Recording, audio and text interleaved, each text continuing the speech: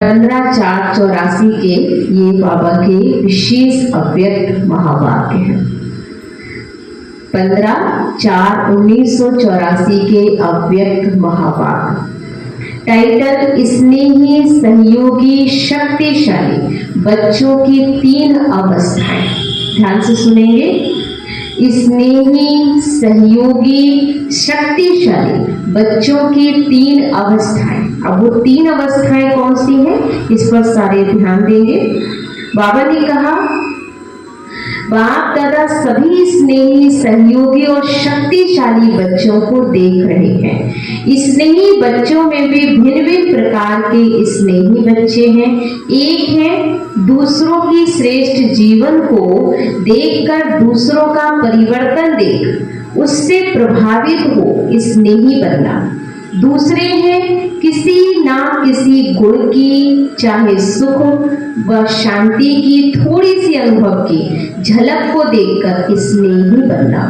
और तीसरे हैं संघ अर्थात संगठन का शुद्ध आत्माओं का सहारा अनुभव करने वाली स्नेही आत्माएं बनना।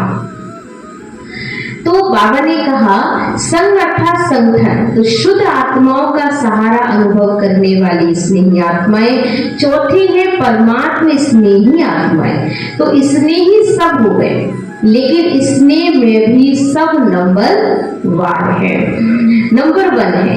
लेकिन नंबर 1 क्यों? यथार्थ स्नेही अर्थात बाबा को यथार्थ रीति से जानना और स्नेही बनना।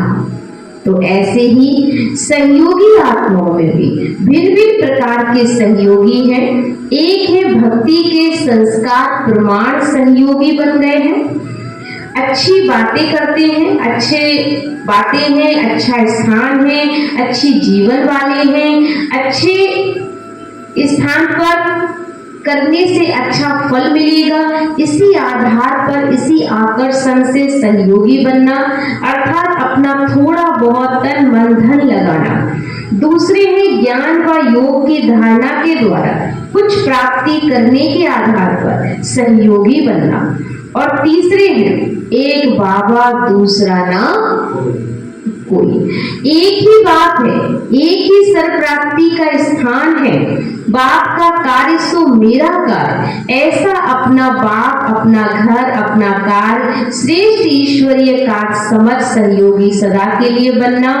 तो अंतर हो गया ना, सब बातों में बाबा ने कहा अंतर है। अंतर क्या है? ऐसे ही शक्तिशाली आत्मा, इसमें भी भिन्न भिन्न स्टेज वाली आत्माएं हो गई। सिर्फ ज्ञान के आधार पर जानने वाले कि मैं आत्मा शक्ति स्वरूप हूँ, सर्वशक्तिवान बाप का बच्चा हूँ, ये जानकर प्रयत्न करते हैं शक्तिशाली स्थिति में स्थित होने का। लेकिन सिर्फ जानने तक होने के कारण जब यह ज्ञान की पॉइंट स्मृति में आती है, तो उस समय शक्तिशाली पॉइंट के कारण वह थोड़ा सा समय शक्तिशाली बनते भी हैं, फिर पॉइंट भूली, शक्ति खत्म। तो शक्ति गई, जरा भी माया का प्रभाव ज्ञान भुलाए निर्बल बना देता है।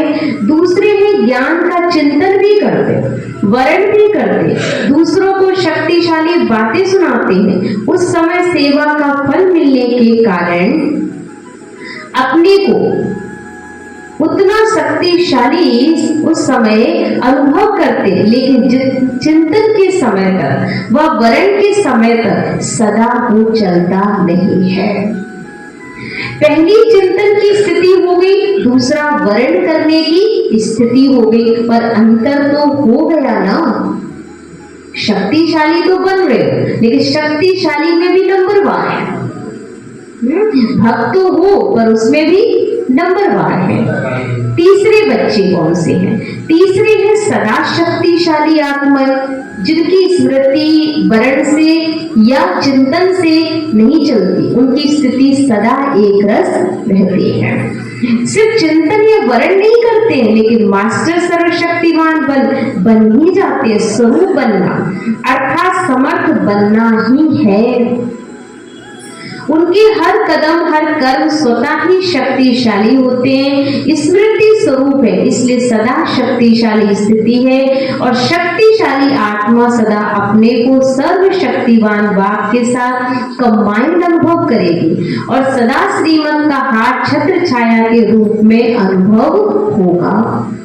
तो शक्तिशाली आत्मा सदा दृढ़ता की चाबी के अधिकारी होने के कारण सफलता के खजाने के मालिक अनुभव करते हैं, सदा सर्व प्राप्तियों के झूले में झूलते रहते हैं। तो सदा अपने श्रेष्ठ भाग के मन में गीत गाते रहते हैं, सदा रूहानी नशे में होने के कारण पुरानी दुनिया के आकर्षण से सहज परे रहते हैं, मेहनत नहीं करनी पड़ती है। तो शक्तिशाली आत्मा का हर कर्म बोल स्वतः और सहज सेवा कराता रहता है। तो 100 परिवर्तन व विश्व परिवर्तन शक्तिशाली होने के कारण सफलता हुई ही पड़ी है। विजयी हूँ, विजय माला का हूँ, तो विजय मेरा जन्म सिद्ध अधिकार है। ये अटल निश्चय स्वतः और सदा रहता ही है, समझा। अब अपने आप से पूछो मैं कौन हूँ। अब अपने आप से पूछो मैं कौन हूँ। तो शक्तिशाली आत्माएं मेजॉरिटी है, स्नेही आत्माएं सहयोगी, उसमें भी भिन्न भिन्न वैरायटी वाली मेजॉरिटी है। तो अब क्या करेंगे आप? शक्तिशाली बनो ना, संगम युग का श्रेष्ठ सुख का अनुभव करो, समझा। सिर्फ जानने वाले नहीं, पाने वाले बनो ना। अपने घरों में आए हो, बाबा के घर में आए हो, पहुंच गए ना, ये देखकर बाप दादा बहुत खुश होते हैं, आप भी बहुत खुश हो रहे ना। ये खुशी सदा कायम रहे, सिर्फ मधुबन तक नहीं रहनी चाहिए, संगम युग है ही साथ रहे हैं। बच्चों की खुशी में बाप भी खुश है, कहां कहां से चलकर सहन कर पहुंच तो गए ना। गर्मी है, सर्दी है, खान पान सबको रहन सहन पहुंचे हो, धूल मिट्टी की वर्षा भी हुई, ये सब पुरानी दुनिया में तो होता ही है। फिर भी आराम मिल गया ना, आराम किया। 3 फुट नहीं तो 2 फुट जगह तो मिली, फिर भी अपना घर, दाता का घर मीठा लगता है ना। तो भक्ति मार्ग की यात्राओं से तो अच्छा स्थान है। छत्र छाया के अंदर आ गए, प्यार की पालना में आ गए, यज्ञ की श्रेष्ठ धरनी पर पहुंचना, यज्ञ के प्रसाद के अधिकारी बनना, कितना महत्व है इस स्थान का। बाबा के घर मधुबन में पहुंचना, अवस्था श्रेष्ठ बनाना, उसका वो आनंद प्राप्त करना, ये भी बहुत श्रेष्ठ उच्च अवस्था है और महत्व है इसका। एक कणा अनेक मूल्यों के समान होता है जो यज्ञ का हम खाते हैं मधुबन जाकर, ये तो सब जानते ही हो ना।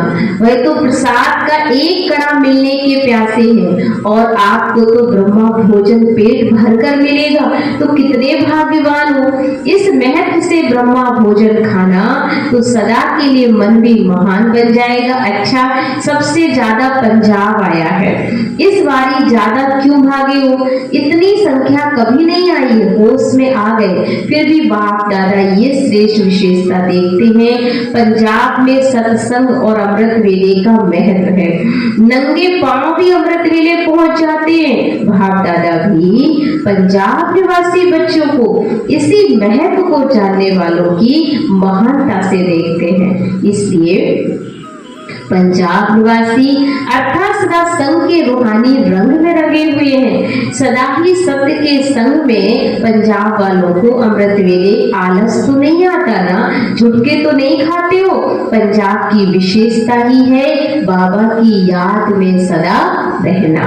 अच्छा, सभी जोन वाले भी आए हुए हैं, बाबा ने सभी ईस्टर्न जोन से मुलाकात की, फिर बाबा ने सभी को याद प्यार दिया।